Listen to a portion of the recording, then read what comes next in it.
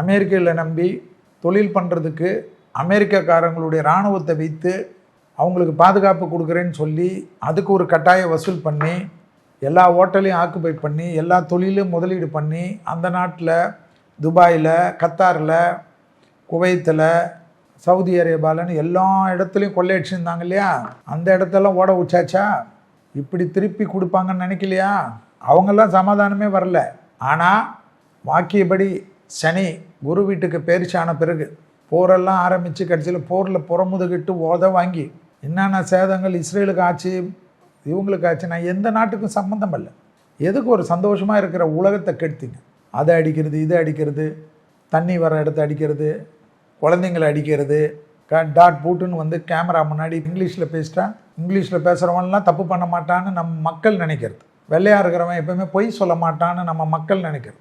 இதெல்லாம் நடந்துதா? அப்போ இந்த பரப வருடத்தில் வந்தவுடனே இந்த பரப வருடம் உங்களுக்கு எல்லாமே சுபிச்சத்தை கொடுக்குமா? கேட்கணும், எல்லாரும் கேட்கணும், எல்லா தலைவர்களும் கேட்கணும், மக்கள் கேட்கணும்.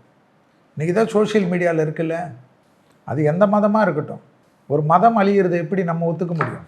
நம்ம மதத்துக்கு ஏதாவது பிரச்சனை வந்தால் சொல்கிறீங்கல்ல, ஒரு இன மக்கள், ஒரு ஊர் மக்கள், இதெல்லாம் இந்த போராட்டம், இந்த யுத்த காண்டமெல்லாம் டக்குன்னு சரியாகாது.